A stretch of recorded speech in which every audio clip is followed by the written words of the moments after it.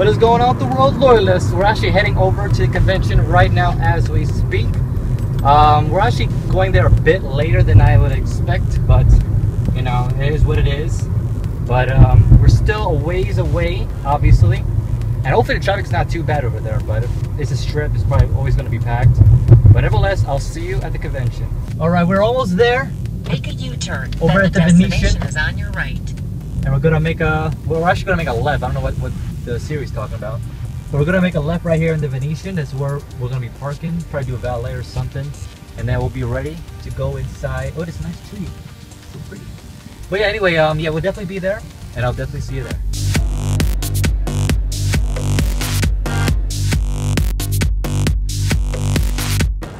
Alright, I'm finally inside. Not sure how well you can hear me.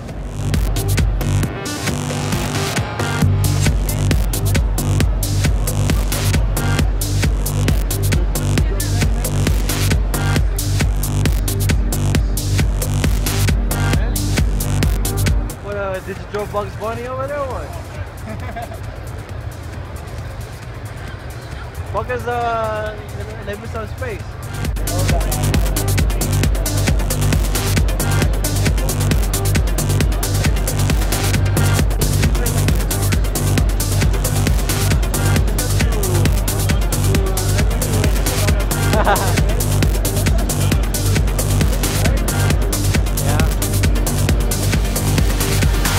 Now, one of the first games I checked out on PlayStation Experience was Mortal Kombat X, which is an upcoming 2015 release, scheduled for multiple consoles actually, not just the PlayStation, but also the Xbox One. Now, I'm not going to say I'm the best fighting game player ever. I'm actually pretty horrible. I played Raiden in this playthrough, and I did pretty well. Surprisingly, I won the match, which is something I never actually expected.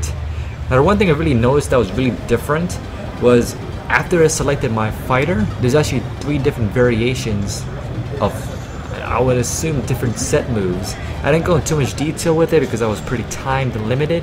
The game runs smoothly at 1080p, running at 60 frames per second, with some of the most brutal fatality moves I've seen that other players were able to do that I couldn't. As far as what I've read and researched, the game is set to release on April 14th of 2015. So definitely, if you guys are into fighting games and definitely Mortal Kombat, this is something to check out. Even though I suck at fighting games, it was definitely fun winning and or losing in this match. So definitely I'll be keeping my eyes on it when the release date comes.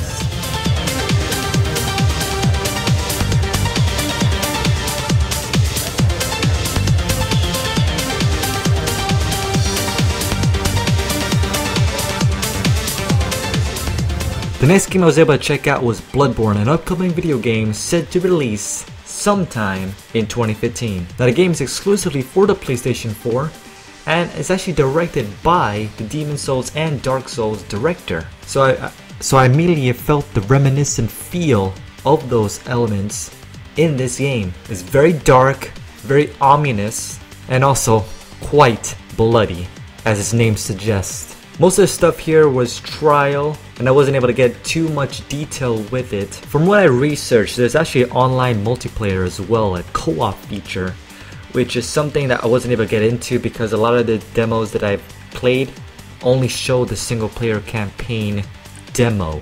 I wasn't able to play co-op with my buddy that was with me. It's still too soon for me to judge the gameplay right now. I feel a lot of it was still in trial. The camera angles felt too strict and linear. It was hard to maneuver the camera to aim for my enemy. There's no auto sight, there's no auto aim on the enemies. And a lot of times when I was throwing my grenades and bombs, it was actually just going off towards the left or towards the right and not actually going straight. I'm not sure if this was intentional or not, but that's one of the downsides to that game right now. I hope to get it fixed by the time they release it. As far as that, I wasn't able to get as much footage as I would like to go more in depth, so we'll just have to wait and see when it gets released.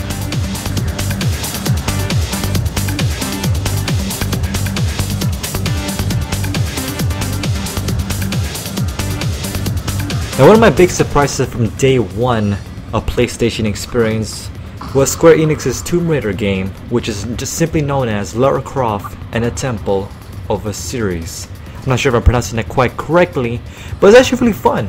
It was only just me and my buddies, so we had a 2-player co-op gameplay, just me and him, and we had these nice couches. It felt almost VIP style, but not really. And one of the developers, as well as one of the branding managers, was there, just kind of guiding us through the game for the most part, letting us know different abilities that these characters have. And essentially, you have these 4 characters. They all have unique abilities. Lara Croft being the shooter, the gunner, whatever, the hook shot and everything. And you have this, the character that I was using, essentially was a temple god. I'm not really sure the full story, obviously. I didn't really get into much detail with the story. But my character can use his energy to turn into a ball, which essentially Lara Croft can use to climb on top, to climb other higher ledges. And I have the power of my staff to raise pillars. One thing about this game that really interests me about it was that it's essentially a puzzle game, a real true Tomb Raider puzzle type game, where if you use a co-op, you have to be able to use your partners correctly in certain scenarios. There's also bosses you get to fight that involve different techniques. There's also RPG elements involved with it to some degree. You can equip and increases your abilities, enhance modifiers, and overall a good blend of just simple, good, fun gameplay.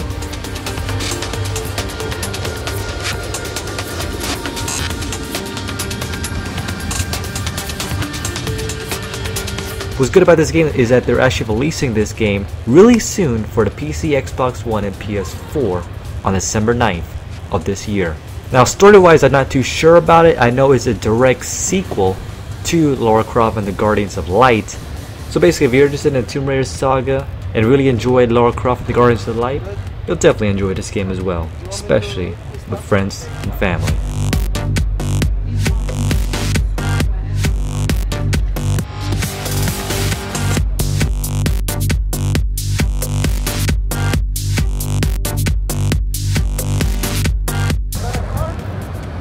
I don't think this is real, right?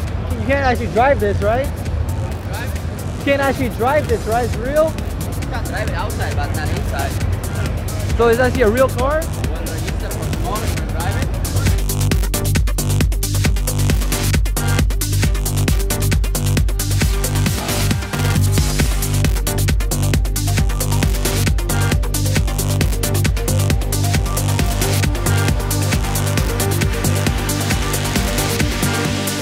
Alright, we are finally done with the first day of PlayStation Conference.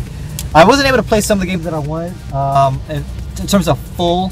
I know Bloodborne, we wanted to play a little bit of it. However, we weren't able to film inside, but I did get a picture and maybe some gameplay a little bit. And then the most games that we actually did get to play was actually more of the Lara Croft game. Probably tomorrow, I want to try to get into more of the Project Morpheus. And then I think, what day is it? I also want to try Order 1886. When we actually went there, they were fully booked for some reason. We came like 5:30, and they were saying, "Oh yeah, we're booked for the entire night." I was like, "What are you talking about?"